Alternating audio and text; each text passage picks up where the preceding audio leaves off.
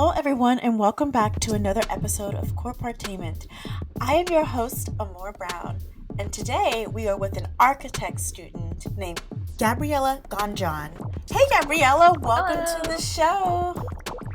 Thanks for having me. So, how long have you been? Oh, absolutely. Thank you for coming. I wanted to kind of learn a little bit about being a student, learning architect, but also being somewhat of like an entrepreneur as well. I know that you work with other business women. I wanted to learn a little bit about how you were able to balance entrepreneurship along with working. I wanted to take this time to learn a little bit about your experience studying architecture in school and being hmm a woman entrepreneur. You mentioned that you worked on three startups. So, can you talk to us a little bit about balancing Yeah. that type of lifestyle?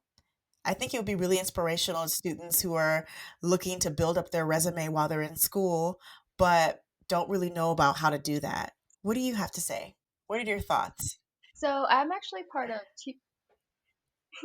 Yeah. So I'm actually part of two startups, and I am about to be like today or tomorrow. They're gonna announce the results of being president of my No Moss Ooh, chapter, which is National Organization of Minority Architects. So in my mind, it's like a little startup too, because it's about like events, emails, trying to deal with people outside of class. But so yeah, I would say by the time you get to the point of trying to make your own startups, like during your academic year or career, you'd probably have a resume that's already filled with things. Like for me, I'm at the point where it's like I really have to start editing things out, but none of them are like jobs that pay me. So, well, I mean, I have a lot of like, McDonald's random cashier type of yeah. jobs, but those aren't as interesting. So, it's like a mix. Right now, I'm kind of like I'm doing things that could be on my resume, but I'm like, it's getting so cluttered right now. And there's certain things that I've done in the past that I want to keep on there. So that whole resume thing, like by the time you get to a startup, you'll have so much to put on there and so many soft skills, which is the biggest thing that you'll be learning, creating your own startups more so than any technical Hmm. skills.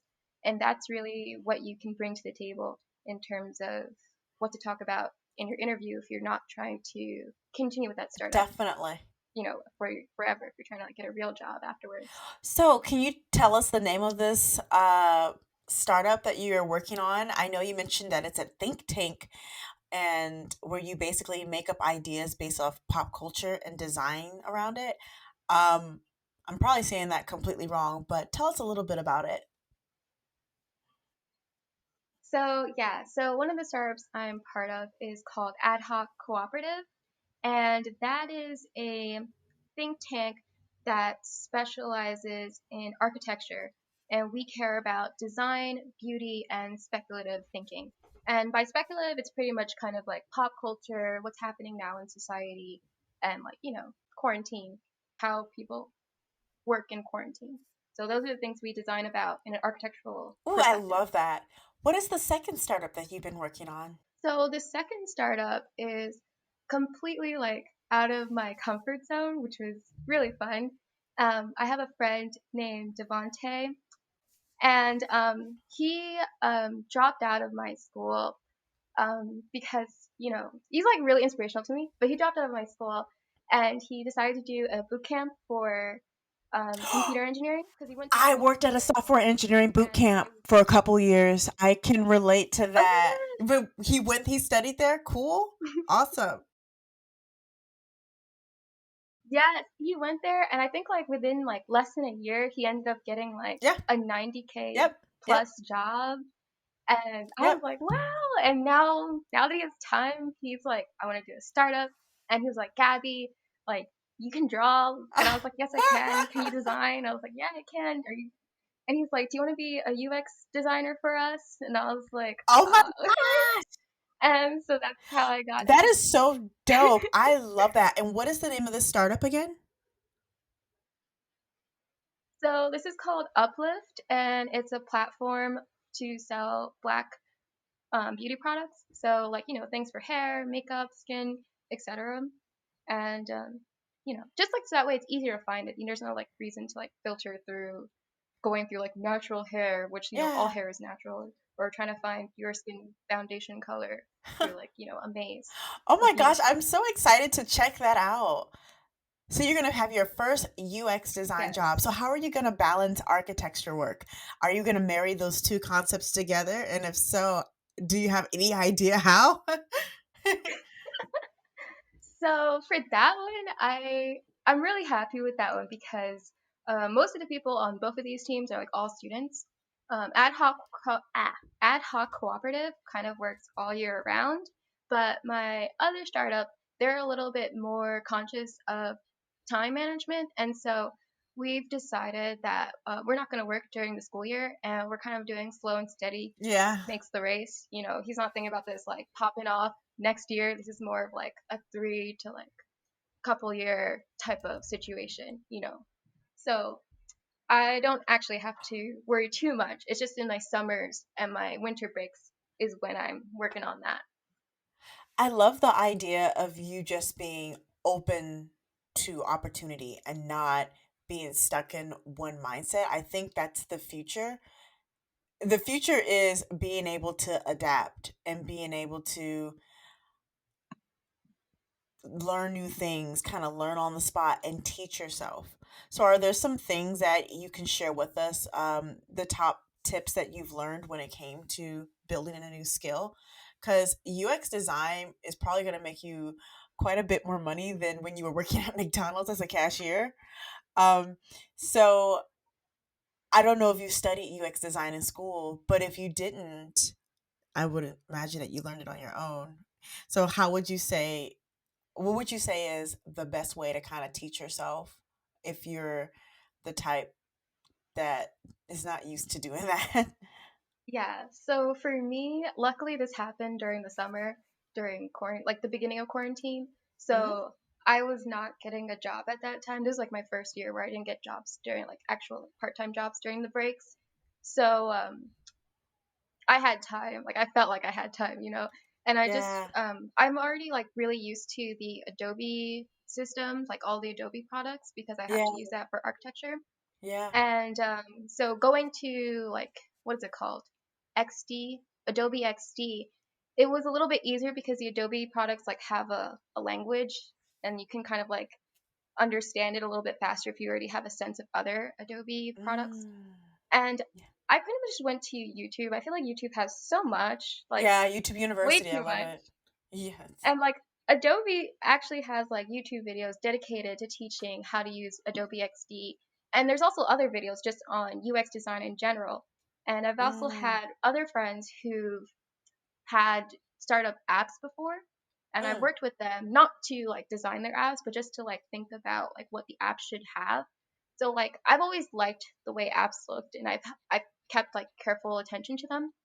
But I think if you don't know, like you have no background, definitely YouTube is the way to go. And then just trying to understand what is necessary and what is needed for the user. So if you know like the user experience, like they need to click on this button and that button. I'm applying your advice to my podcast because I still have a lot of design things that I need to discover. And I don't know what I'm doing. So I'm just listening and I'm like, okay, YouTube Okay, University. so let me Okay. just talk about design in like a broader sense because that's what I use for designing the apps, like designing the Black Beauty app. So Okay. as a UX designer, like design is like the key word. In architecture and in everything you do, like whether anything visual that you do, everything's kind of like less is more Mhm. because that's what you need to stick out. Like I've heard so many times like apps they want the least buttons possible because they Mhm. don't want to give too many choices to the user. Otherwise they're gonna get decision fatigue and just like drop off. So for me, like even in architecture, you never want to overcrowd um, the page, or else Mhm. people will kind of not want to listen to your presentation anymore. You want the work to Mm. speak for itself. You want the picture to say the thousand words without you Yeah. telling them what it's saying. And so the same thing for a phone. Everything about it, you want it to kind of express to you its meaning without it being all like words. And even icons can be too much. So for me, I just look at the phone, I look at what other apps are doing, Mm-hmm. And it's better for you. I feel like for UX design, only there, maybe like in other places too, but not so much for architecture. Well, maybe, I don't know. In architecture, we have precedents, and like in a precedent, you just study it and you say, I enjoy this about the building. I enjoy the way they do this and that, etc. I enjoy the look, the feeling, whatever. And you kind of try to mimic that in your own way. So if you say like, I love the insulation in this building because it provides a great feeling inside, whatever. You say, well, I'm going to see what they use and how they did it and try to apply it to my building. So for an app, like let's say Instagram or TikTok, let's say TikTok, Yeah. um, TikTok, they force you to kind of think mindlessly and go through videos nonstop because they took away the time app or the time feature on the top corner and they let it slide for you. And obviously you can slide down yourself. And that sliding down, the endless scrolling, that's from Instagram. People on Instagram are used to sliding down. And so people who are using TikTok, they already know, yeah, slide down the same way they do it on YouTube, the same way they do it on so many other apps where you just endlessly scroll. So, of course, if you want the user to scroll nonstop, they're naturally going to start doing that with your app. So, don't make your app like a book where it has to go page by page because Mm-hmm. they're already used to their favorite apps. So, when you're doing a design for your phone, if you're trying to get into UX design, look at the apps that you use the most. So if your app is about entertainment, copy a design or features from the design that's involving entertainment. So that way it gives the same vibe. The same users know what's going to happen. I like that idea too, because I would naturally think, oh, I don't want to be similar to an app that I like because I want to be different. But you're basically saying to don't reinvent the wheel. Like whatever works, apply it to yourself as well too, and whatever you're creating. Thank you so much for sharing that with us. Where can we support more of your work, hmm Gabby? Where can you support? Okay, so we're sadly for Uplift, we're not like out there yet, like not like anywhere like publicly yet. So that one you cannot really support. We do have an Instagram, but there's nothing on it. So you can go to Uplift. I'll send you the Instagram, and you can follow like no post. But for Ad Hoc Cooperative, we do have an Instagram and we have a website with a LinkedIn. So if you want to follow all three of them, you definitely can. And that's at Ad Hoc Cooperative, and it's also adhoccooperative.com. And if you search Ad Hoc Cooperative on LinkedIn, you'll find us there too. And if you want to support me and just me by myself or me with everyone else, you can follow me on Instagram at Cinnabunny, and I'll spell Cinnabunny. Well, maybe I should spell it right now As just to a, find it because I or I can also just put switched it in it the up. show notes. I wish it was my full name. But it's not my full name. Also, you can just search my name. My name is Gabriela Gonjon with one L and Gonjon, and I immediately show up on LinkedIn and Instagram because I'm the only person with my name. So you can also just use my name to find me. Lucky. I found some people with my name and I was just like, what? How do you have my name? That makes no sense.